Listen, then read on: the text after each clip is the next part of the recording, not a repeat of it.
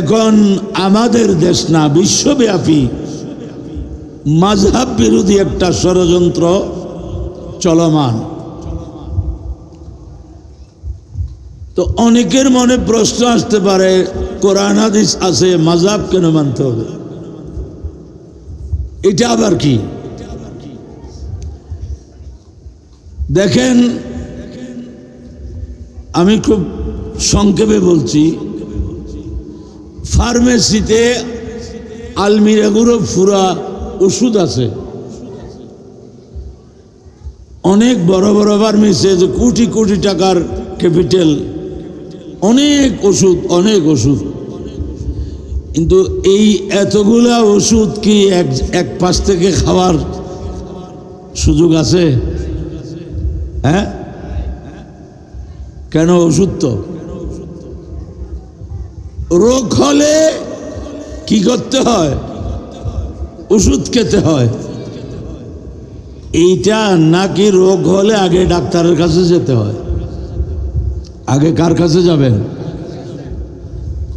তো কেন? ডাক্তার তো খাবেন না, আপনি খাবেন তো ওষুধে না। ডাক্তারের কাছে যাওয়ার দরকার কি? আলমিরা ভর্তি ওষুধ, আপনার পকেটে টাকা আছে, এখানে ওষুধ আছে, বাস যেটা ভালো লাগে একটা খেয়ে ফেললেন। এভাবে খাবে কেউ? হ্যাঁ, কেন? আমি রোগী ঠিক, কিন্তু আমি আমার জন্য ওষুধ কোনটা দরকার এটা আমি জানি না। এটা কে জানে? ডাক্তার। কোন রোগী যদি চিন্তা করে যে অনেক সময় দেখা যায় যে ওষুধের দামের চেয়ে ডাক্তারের ফিস বেশি, ওষুধের দামের চেয়ে ডাক্তারের ফিস, আর যদি ঢাকা গিয়ে ডাক্তার দেখাইতে হয় তাহলে তো গাড়ি ভাড়া, হোটেল ভাড়া, খানা পিনা, অনেক কিছু খরচ। কেউ যদি চিন্তা করে আমি তো ডাক্তার খাবো না, খাবো যে কি? ওষুধ। অতএব ফার্মেসির জন্য ঢাকা চট্টগ্রাম কোনো বিষয় নাই। এমনি মনে হচ্ছে রোগ বড় হবে, অনেক দিন পর্যন্ত রোগে ভুগতেছি, সুতরাং বোতল যেগুলো বড় বড় আছে এগুলা কিনে কিনে খেয়ে ফেললে আমি ভালো হয়ে যাব। এইরকম কোনো পাগল বাংলাদেশে আছে? ওষুধ খাচ্ছে না কেন? বলে চিকিৎসক ডাক্তারের এখনো সিরিয়াল পায়নি। তাহলে বোঝা যাচ্ছে ওষুধ খাওয়ার আগে ডাক্তারের গুরুত্ব সবচেয়ে বেশি। কোরআন হাদিসের উপর আমল করার আগে কোরআন হাদিসের ডাক্তারের প্রেসক্রিপশন বানায়, এটা আগে জরুরি। এটার নাম হচ্ছে মাযহাব। বড় করে বলুন সুবহানাল্লাহ। অনেক সময় ওষুধের বোতলের গায়ে লেখা আছে এখানে কি কি দিছে। কেউ যদি বলে আর সামনে ফার্মেসিতেও যাব না, ডাক্তারের কাছেও যাব না, এইখানে যা লেখা আছে এগুলো খুঁজে খুঁজে বের করে তারপর খাবো। আপনি কি ওষুধ খুঁজতে যাবেন না রোগের চিকিৎসা করবেন? ওইগুলা খুঁজতে খুঁজতে তো আপনার 12টা বেজে যাবে, আপনার রোগ আরো বেড়ে যাবে ক্ষমার চেয়ে। এই জন্য দুনিয়ার নিয়ম হলো যে রোগ হলে আগে ডাক্তারের কাছে যেতে হবে। এই অসংখ্য ওষুধের মধ্যে আমার রোগের চিকিৎসা কোনটা, আমার রোগের ওষুধ কোনটা, এটা সবচেয়ে ভালো জানেন কে? কোরআন হাদিস। এগুলা সীমাহীন। এখানে কোনটা আমলযোগ্য, কোনটা আমল করার পর্যায়ে নয়, এটা বুঝার জন্য এইদিকে যারা অভিজ্ঞ এদের নাম হচ্ছে মাযহাবের ইমাম। বড় করে বলুন সুবহানাল্লাহ।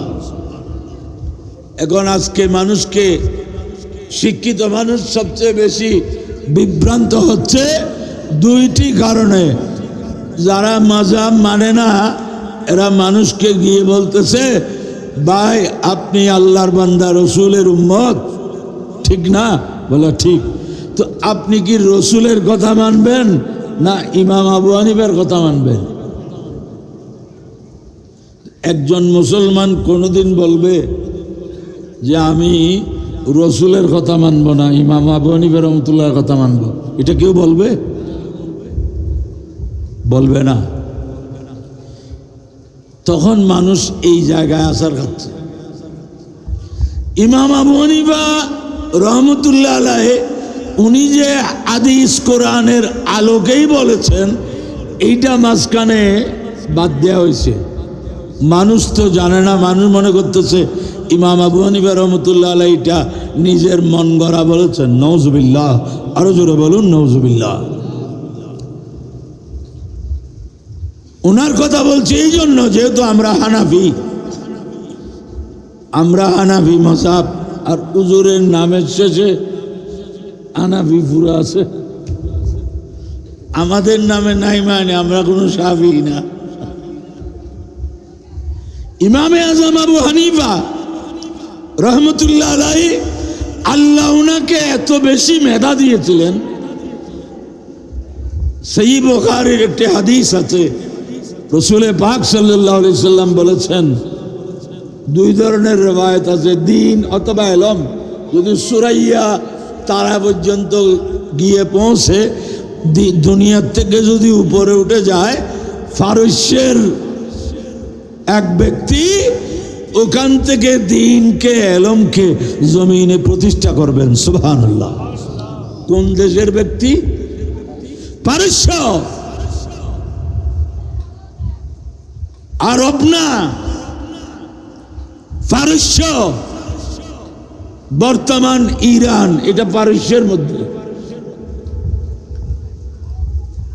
এখন অনুসন্ধান করে দেখা যাচ্ছে এই পারস্যের মধ্যে আল্লাহ যত বান্দা পাঠাইছেন, তার মধ্যে সবচেয়ে বড় হচ্ছেন ইমামে আজম আবু হানিফা রহমতুল্লাহ আলাইহি।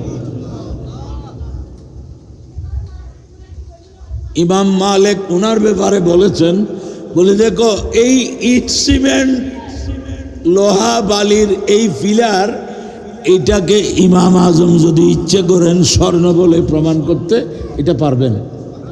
সুবহানাল্লাহ। ওনার মেধা, অন্যান্য ইমাম ওনাদের ইলম ছিল, কোরআন হাদিস ফিকহ ফতোয়ার ইলম ছিল, কিন্তু যেটা আসল মেধা ফিতরিভাবে সৃষ্টিগতভাবে, এটা ইমামে আজমের যেটা ছিল, এটা উনি একবার চেয়ে দুইবার কথা বলতে হতো না, এক কথায় শেষ করে দিতেন। খলিফা আবু জাফর মনসুর ওনাকে চিফ জাস্টিসের পদ দেওয়ার জন্য 3 জনকে ডাকছে।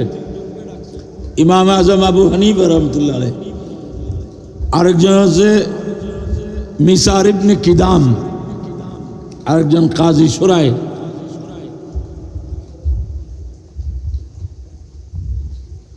ইমাম আজম বললেন, আমি এই পদের জন্য কিনা উপযুক্ত না, এটা যত বড় পদ, এটার জন্য আমি উপযুক্ত না।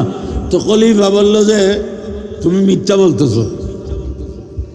ইমাম আজম বলেন, বাস ফয়সালা, যিনি মিথ্যা বলেন উনি চিফ জাস্টিস কেমনে হবে?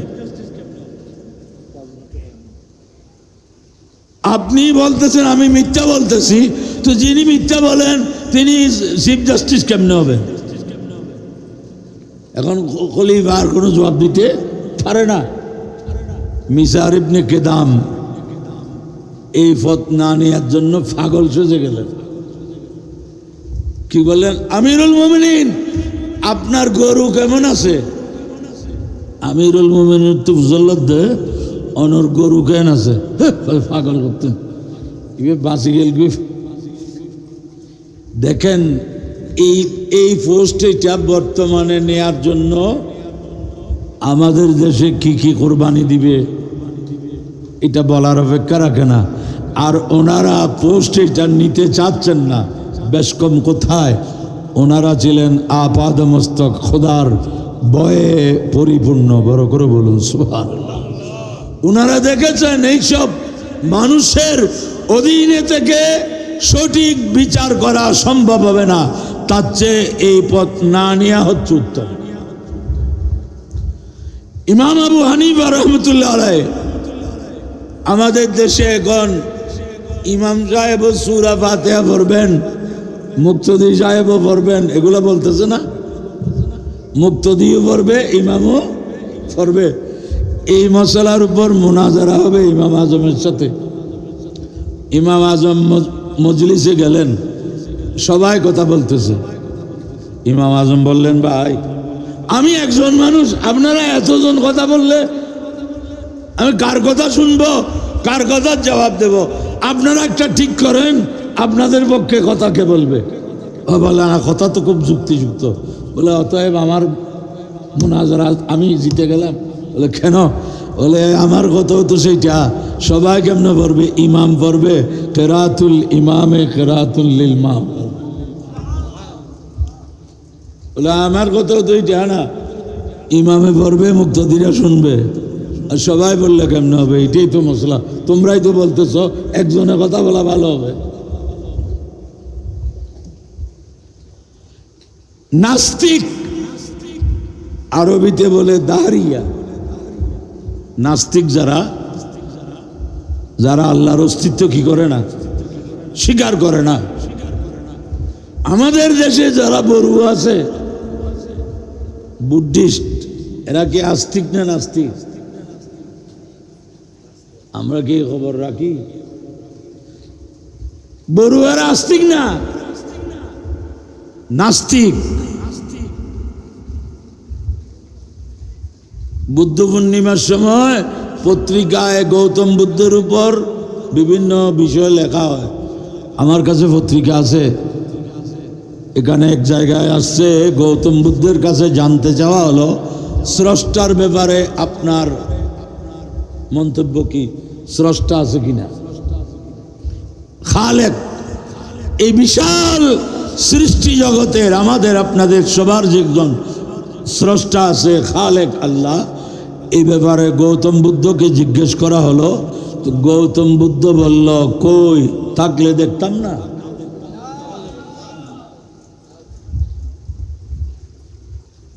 অতএব এরা কিনা আস্তিক না, নাস্তিক। এবং ডক্টর আকবর আলী খান, যিনি তত্ত্বাবধায়ক সরকারের কি ছিলেন, উপদেষ্টা ছিলেন, একজন বড় হাই কোয়ালিফাইড মানুষ ছিলেন, বড় ভালো। উনি বাংলাদেশে ইসলাম প্রচার প্রেক্ষিত একটা বই লিখছেন। সেখানেও উনি লিখছেন যে বুদ্ধিস্টরা আস্তিক না, এরা নাস্তিক। আল্লাহর অস্তিত্বে এদের কাছে বুদ্ধই সব কিছু। তো বুদ্ধ যদি সব কিছু হয়, বুদ্ধর বাপ কি হবে?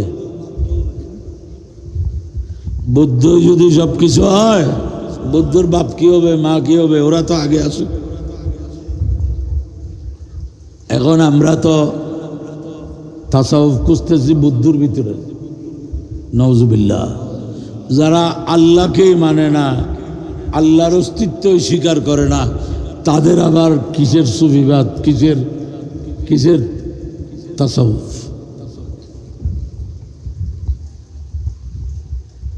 তো দাহরিয়া নাস্তিকদের সাথে মুনাজারা। ইমামে আজম প্রমাণ করবেন স্রষ্টা আছে, আর ওরা প্রমাণ করবে নাই।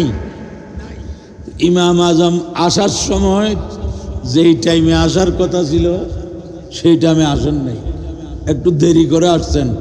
এখন ইমামে আজমের পক্ষে যারা গেছেন এদেরকে ওরা টিটকারি মারতে, তোদের ইমাম আমাদের সাথে পারবে না, এই জন্য আসতেছে না। এখন মুসলমানরা তো বড় ইতস্তত করতেছে, কি হয়েছে, ইমাম আজম আসতেছে না, বিলম্বে আসলেন, এসে উপস্থিত হয়েছেন। হ্যাঁ, আপনি মুসলমানদের ইমাম, আপনার কথাবার্তা ঠিক নেই।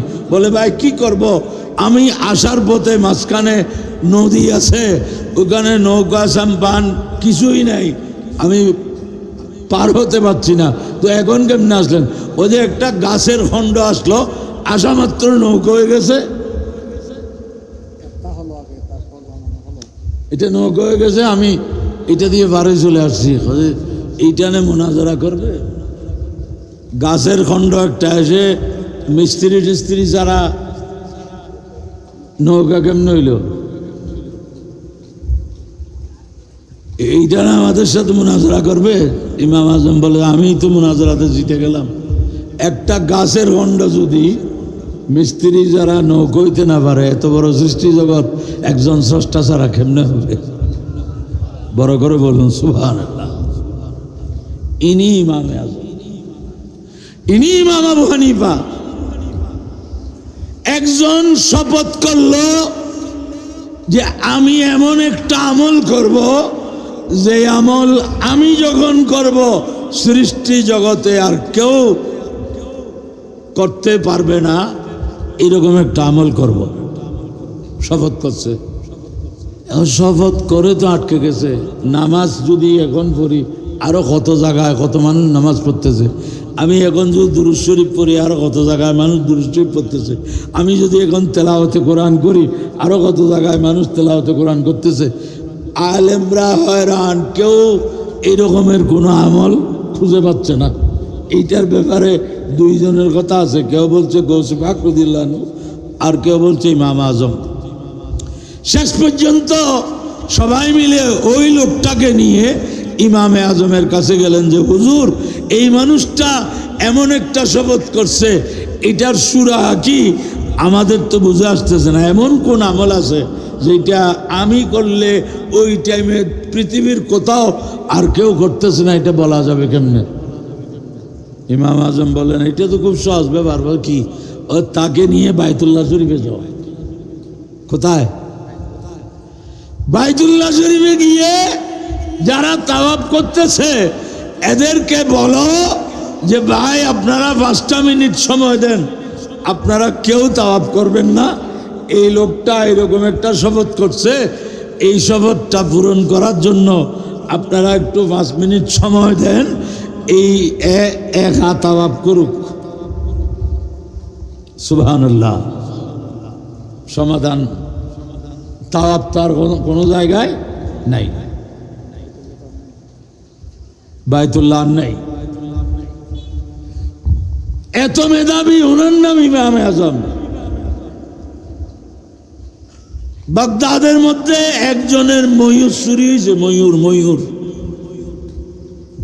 যিনি পালন করছে, বড় আনন্দে চিত্তে পালন করছে, কিন্তু চুরি করে নিয়ে গেছে। অনেক খোঁজার পর পাই নাই। একজনে বলল যে এই সুদ ধরতে পারবে পুলিশ না, কে পারবে? ইমাম আবু হানিফা রাহমাতুল্লাহ পারবে। ইমাম আবু হানিফা কোরআন হাদিস নিয়ে গবেষণা করে সুর কেমনে ধরবে? জানা। গিয়ে দেখ। গিয়ে বলল হুজুর, আমার বড় আহলাদের ময়ূর, বড় আনন্দ, বড় আগ্রহ নিয়ে ময়ূর পালতেছে, আমার ময়ূরটা কে চুরি করে নিয়েছে। অনেক তল্লাশি করছি, কোথাও পাইনি। ইমাম আজম বলে, আমি তোমার ময়ূর খোঁজার কাজ আমি করবো? বলে হুজুর, মানুষ বলতেছে এটা আপনি পারবেন, যে আর কেউ পারবে না। তো মানুষ মনে করছে রুমাল পরা দিবে, তাবিজ দিবে, তারপর পাওয়া যাবে। ইমাম আজম বললেন, জুমার ওয়াক্তে আসিও মসজিদে। মনে করছে তাবিজ দেওয়া কিছু। ইমাম আজম খুতবা দিচ্ছেন, হঠাৎ করে বললেন, ওই ব্যক্তি অমুকের ময়ূর চুরি করছে, যে এখনো মাথার মধ্যে ময়ূরের পালক দেখা যাচ্ছে। এখন চোরাইয়ে যাইতে কোনো কিন্তু কোনো লাগি রইনি, ইতে তাড়াতাড়ি মাথা যারের। ইমাম আজম মাথা যাচ্ছে দিবে, ইতের বাড়ি একবার, ইতের বাড়ি একবার যে সাথে ময়ূরের। ওনার নাম ইমামে আজম আবু হানিফা রাহমাতুল্লাহ আলাইহি। ওনারই মযহাবের আমরা অনুসরণ করি। মযহাব মানে কি জানেন? রাস্তা। মযহাব মানে তরিকা, মানে রাস্তা। রুহানিয়ত তরিকার, রুহানিয়তের আত্মার উন্নতির যে রাস্তা, এটার নাম তরিকা। আর জাহেরি শরীয়তের আমল করার যে রাস্তা, এটার নাম মযহাব। বড় করে বলুন সুবহান আল্লাহু আকবার, ইয়া রাসূলুল্লাহ, ইয়া গাউস আজম দস্তগীর। প্যারাদরিন, জাগার মূল্য বাড়ে রাস্তার কারণে, জাগা মূল্যহীন হয় রাস্তার কারণে। এক বিদেশি বিদেশে থাকে যথেষ্ট টাকা, আরেকজন ব্রোকার জাগার যারা রিয়েল এস্টেটের ব্যবসা করে এসে বলল যে ভাই আপনি অনেক টাকা পয়সা কামাইছেন, শহরের মধ্যে একেবারে 6 ঘন্টা জায়গা স্কয়ার, চারিদিকে সমান, খুব সস্তা দামে পাওয়া যাচ্ছে, এখন রেট চলতেছে 50 লাখ, এটা 30 লাখ করে। খুশি হয়ে কিনে ফেলছে, টাকা পেমেন্ট রেজিস্ট্রি হয়ে গেছে, কিন্তু দেখে নাই যে জায়গাটা কোথায়। এখন রেজিস্ট্রি করার পর জায়গাতে পড়ে গেছে, সামনে দেখে যে 8 তলা বিল্ডিং, ওই জায়গা কোথায় বলে এটার পিছনে। এবার দক্ষিণ দিকে গেছে, দেখে যে এইদিকেও 7 তলা বিল্ডিং, জায়গা কোথায় খোঁজে এটার পিছনে। এখন পূর্ব দিকে গেছে, এদিকেও 5 তলা বিল্ডিং, উত্তর দিকে চারিদিকে বিল্ডিং, ঢুকার কোনো পথ নাই। এই জায়গাতে ব্রোকার করতে খসত কেউ আর হিন্দি বিল্ডিং আছে, ছবি আছে না, খসত তো লেখা আছে এই পরিমাণ কাগজ জায়গা, উত্তর দক্ষিণ পূর্ব পশ্চিম, এতে 500 অমুক 500 অমুক, এগুলো আনে লেখা আছে, আমি কি জানি। তো এখন তো আমাকে হেলিকপ্টার একটা কিনতে হবে আগে, অনেক দূর থেকে উড়ে এদের বিল্ডিংয়ের উপর দিয়ে ওই জায়গাতে যেতে হবে। তো বিল্ডিংয়ের মালিকরা বলে আমার বিল্ডিংয়ের উপর দিয়ে এই থেকে 800 মহল্লা পর্যন্ত আমি কিনছি, আমার যেই 5 ঘন্টা আছে না এখানে আকাশ পর্যন্ত, এখানে আর কারো কোনো মালিকানা নাই, এদিকে তোমার হেলিকপ্টার চলবে না, কোনো দিকে যাওয়ার জায়গা নাই। শেষ পর্যন্ত ঠিক করলো এই জায়গা বিক্রি করে ফেলা ছাড়া আর কোনো উপায়, বিক্রি করবে যে বেকুব, তো আর তার মতো আরেকটা নেই, বিক্রি করতে হবে এদের কাছে, এই 4 জনের কারো একজনের কাছে। এদের কাছে যখন গেছে এরা বলে কিনুন ফরত কিনলে জায়গায় এনিতে এনের আয়ের যাবি, বুঝি বর্ণাথরিবু অনর্থক কিনে যার কাছে যায় বলে না না আমার বিল্ডিং করতে অনেক লোন টোন হয়ে গেছে, আমার কিনেই টাকা পয়সা না, আমি কিনতে পারবো না। বলে ভাই আমি 30 লাখ টাকা দিয়ে কিনছি, আপনাকে 10 লাখ টাকা, বলে 10 লাখ না 5 লাখ দিলেও কিনতে পারবো না। একজনেও কিনে না, শেষ পর্যন্ত জায়গাতে রয়ে গেল। এই সমস্যা কি কারণে হয়েছে কি বলেন? রাস্তার কারণে। আজকেও যারা মাযহাব বাদ দিয়ে চলতেছে এদের আমলগুলা ওই রকম, রাস্তা নাই, আফতাড় দে এতার লাগো দে অনুর কি কয় লা মজাবি মানি কোনো পথ নাই, রাস্তা নাই। গায়রে মুকাল্লেদ মানি যার গলার লয় রশি নাই, লা মজাবি মানি যাতে রাস্তা নাই। সালাফি আহলে হাদিস একদল সৈন্যাম দল গৌয়া নাম গোয়ান। প্রথমে এরা পরিচিত ছিল ওয়াহাবি হিসেবে। ওয়াহাবিয়ত এটা আমলের নাম নয়, এটা আকীদা। উপমহাদেশে এই ওয়াহাবি আকীদা 2 ভাবে প্রবেশ করছে।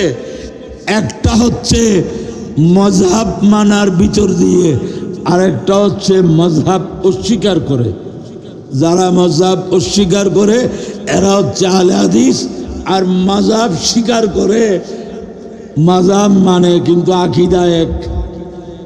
আকীদায় প্রমাণ কি জানেন? 1982 সালে 81 কি 82 লালদিঘির মাঠে একটা আহলে হাদিসের সম্মেলন হয়েছিল। এখানে সভাপতিত্ব করছিল বিশিষ্ট শিক্ষাবিদ প্রিন্সিপাল রেজাউল করিম সাহেবের বাপ। প্রিন্সিপাল রেজাউল করিমের নাম তো আপনারা শুনছেন সবাই, সিটি কলেজের প্রিন্সিপাল ছিলেন। আরও চট্টগ্রামের একজন নামী শিক্ষাবিদ ওনার বাবা কিন্তু আলে হাদিস ছিল, আলী আহমদ সভাপতি করছে।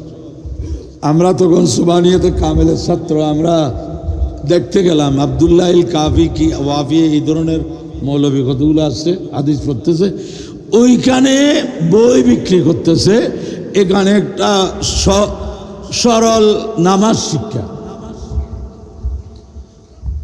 আমি এটা উল্টায় দেখলাম, উপরে নামাজ শিক্ষা, ভিতরে গিয়ে শেষে ঈদে মিলাদুন্নবী বেদাত, এই প্রসঙ্গে ৮,০০০ ফতোয়া।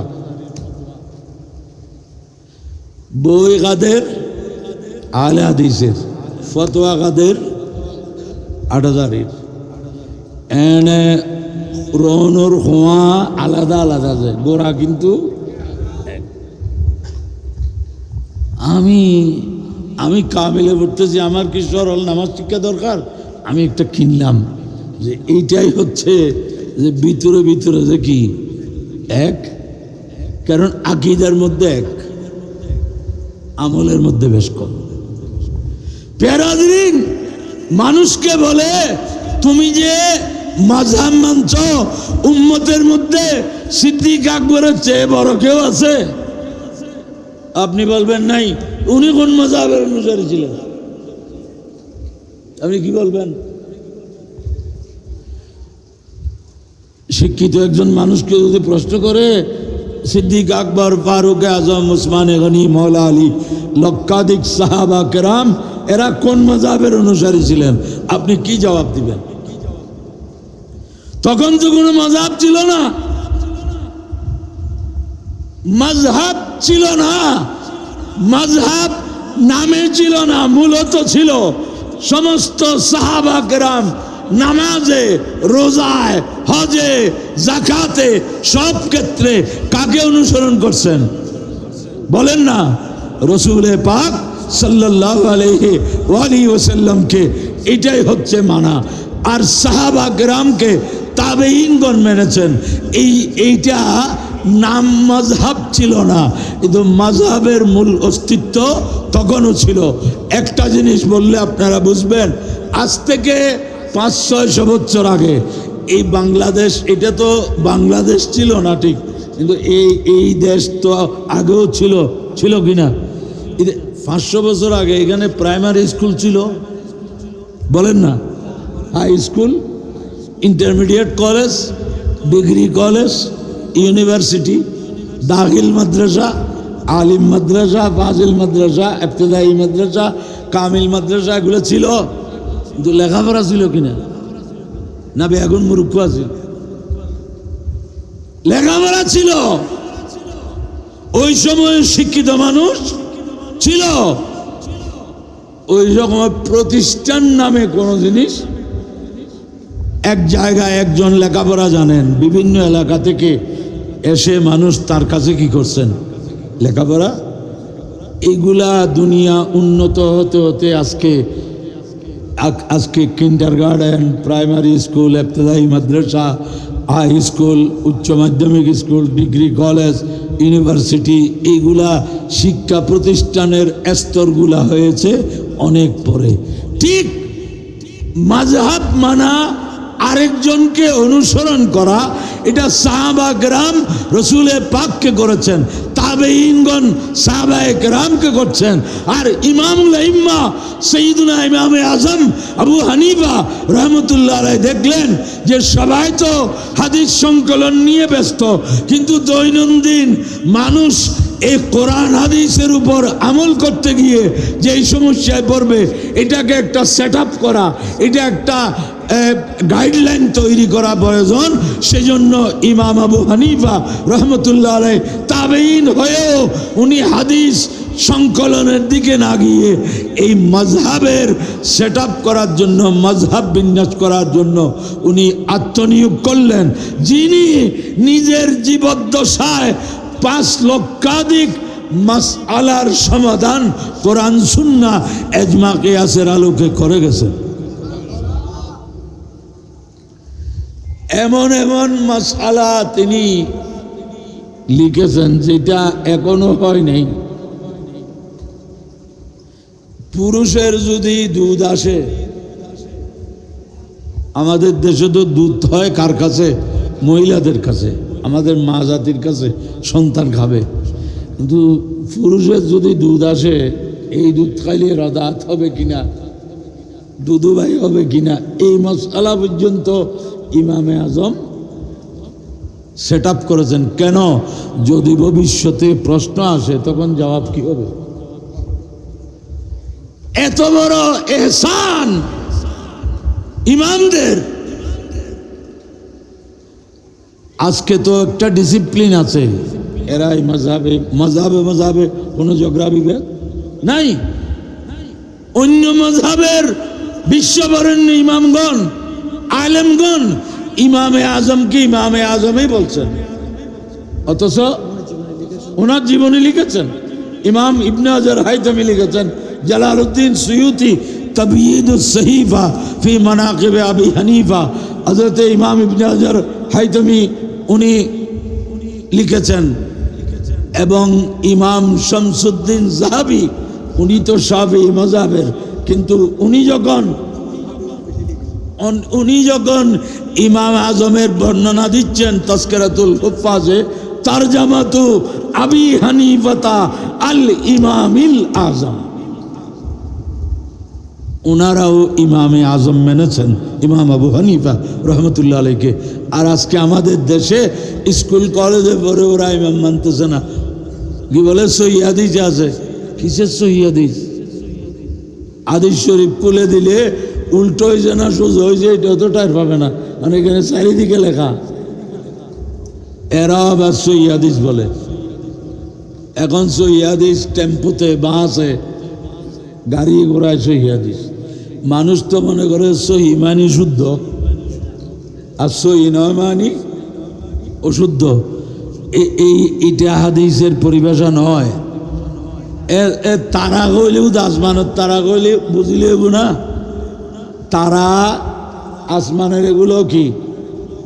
আমাদের দেশে ধানের যে বোঝা বাঁধে এটাকেও কি বলে? তারা। আবার সবজি হিসেবে খায় যে তিনও তারা কি এক? প্যারা হাজরিন, আজকে এরা সহি হাদিস বলে মানুষকে গুমরাহ করতেছে। এই জন্য বললাম না, রাস্তা না থাকলে জায়গার দাম নাই। যার কোনো মাযহাব নাই, লা মাযহাবি, এর আমল এখানে মনসুখ হাদিস ওর উপর আমল করতেছে।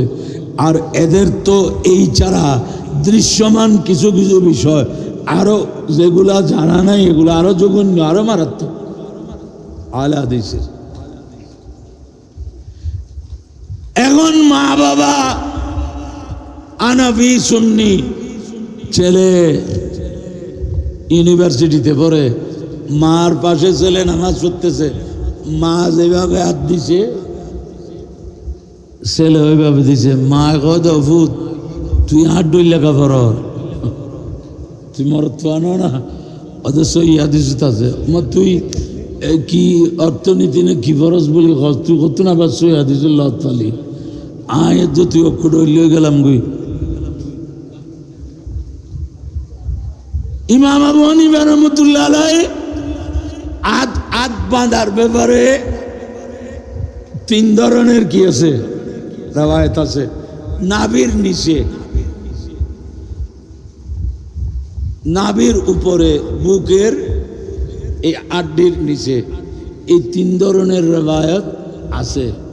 কি বাঁধবে যে হাত না পা, হাত কিসের নাম? এই এতটুকুর নাম হাত না পুরাটা হাত? পুরাটা কি হাত? ইমাম আজম চিন্তা করলেন এইটা দিলে নিচের দুইটা বাত, এইটা দিলে নিচের একটা বাত, আর এইটা দিলে তিনোটাই হচ্ছে। এখানে তিনো জায়গায় হাত গেছে। তো ইমাম আজমের জেহেন। আর সবচেয়ে বড় কথা হইলে আমাদের দেশে আমরা লুঙ্গি পরি। আমরা কি পরি? এখন লুঙ্গি পরে কেউ যদি নামাজের মধ্যে খাসি আসে যে এখানে বাঁধছে, খাসির জোরে যদি গিটটা খুলে নামাজের কি অবস্থা হবে? মুসল্লি তো দাঁড়াই আছে, নামাজ কিলে দিয়ে নামাজ তো এইটা তো সে অবস্থা। এইটা তো বলে হুজুর এইটা তো যতক্ষণ দাঁড়াই থাকবে ততক্ষণ ধরবে, রুকুতে গেলে কেমন করবে? রুকুতে কারো যদি লুঙ্গি খুলে যায়, রুকুতে এখানে হাত না দিলেও এখানে ধরে রুকু সজদা দিলে নামাজ হবে না? ইমাম আজম শুধু রেওয়ায়ত দিয়ে কাজ করেন নাই, রেওয়ায়তের সাথে দেরায়াত এবং বাস্তবতাকে ইমাম আজম সবচেয়ে বেশি গুরুত্ব দিয়েছেন। বড় করে বলুন সুবহানাল্লাহ। হ্যাঁ, এইটা রেওয়ায়ত নাই এটা আমরা বলতেছি না, এটা মেয়েদের জন্য। খরদানুতুন খরানে এতার লেখি মরত পারলে শাড়ি আনিবে না, শাড়ি ওড়ে তাই খরদানত তাই খরদানুতুন খরানি তো এরা মরত পারলে দেখি শাড়ি। ওই 1999-তে ওই বাটিয়ারের একজন আজি, ওই সময় ওনার বয়স 105 বছর, নুরুল ইসলাম নাম না, নুরুল ইসলাম না কি না নাম, এটা ইমাম আহলে সুন্নাত আল্লামা হাশিমি রহমতুল্লাহ আলাইহির আব্বাজানের মুরিদ, নামটা ভুলে গেলি। 105 বছর। তো এখানে আমরা আল হারামাইন কাফেলাতে ছিলাম 1999। তো ওনার আত্মীয় স্বজন এখানে এয়ারপোর্টে বলছে হুজুর এই লোকটাকে একটু দেখবেন, খুব বয়স্ক মানুষ। আচ্ছা আমি ঠিক আছে, ইমাম আহলে সুন্নাতের আব্বাজানের মুরিদ। তো ও বলছে যে নুরুল ইসলাম তো এদিনের ফোয়া আজমি সাহেব হুজুর কথা, হুজুরের আব্বার মুরিদ। উনি ইয়া আল্লাহ মসজিদে নামাজ পড়া যাওয়ার সময় দেখি যে ওনার হাঁটার গতি আমার চেয়ে বেশি। আই ফইলে বেড়ে যিনি পরেই আর টানে ইবেগিজি এই স্যান্ডোগঞ্জি না, এই ইল্লেগঞ্জি কদুন না নিয়ে ইল্লে গঞ্জিয়ে গুণ ওই থাইল্যান্ডি গঞ্জি টঞ্জি খাওয়াজি মনে অনুগ্য কিনে এনে দে হজিবে তো শাসিলতে ওইগুনি এ ব্লাউজ বলিটা আর বেঠা ব্লাউজ মানে আজ আর শাসি কি গেঞ্জি কর দিব না কি কইবে গেঞ্জি নেই কোথায় ব্লাউজ ওই আচ্ছা ঈদে ইকের কিনা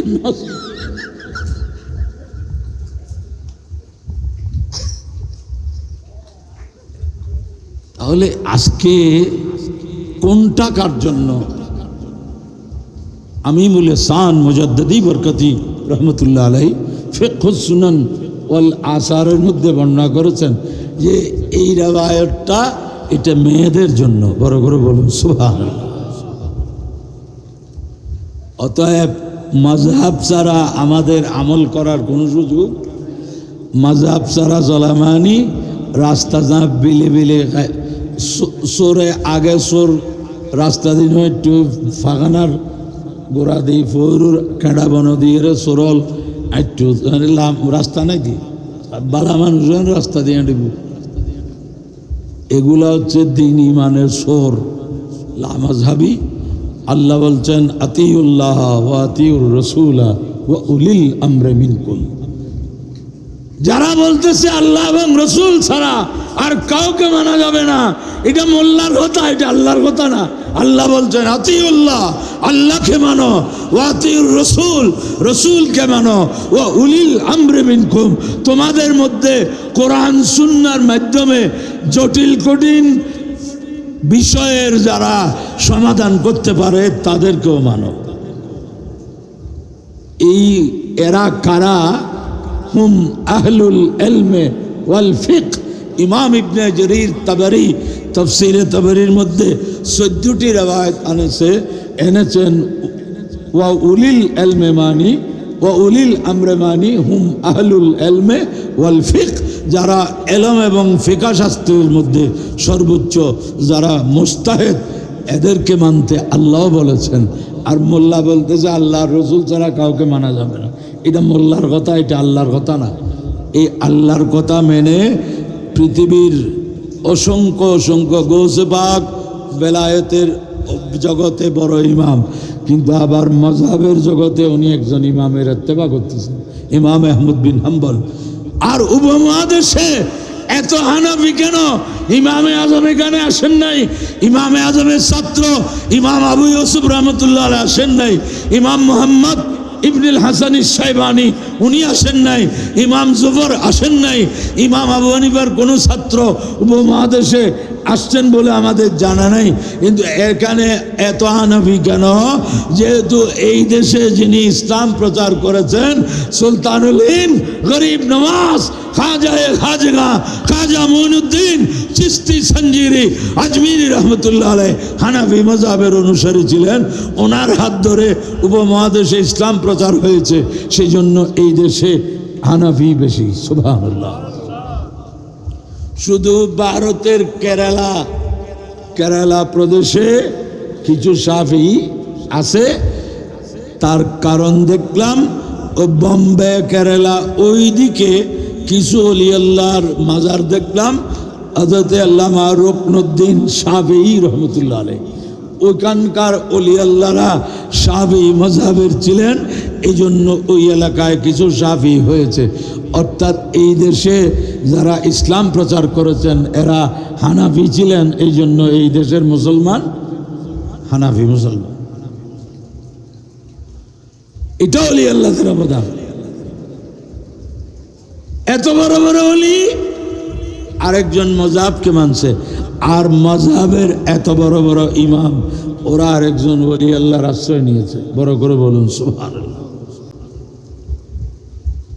যারা মযহাব মানবে না এরা গুমরাহ। হযরতে শাহ ওলিউল্লাহ মুহাদ্দিস দেহলভী রহমতুল্লাহ আলাইহি ইকদুল জিদ ফি বয়ানিল ইজতিহাদ ওয়াত তাকলিদ এই কিতাবে লিখেছেন, এই যুগে যারা চার মযহাবের কোনো এক মযহাব মানবে না তারা গুমরাহ, তারা পথভ্রষ্ট, তারা জাহান্নামী।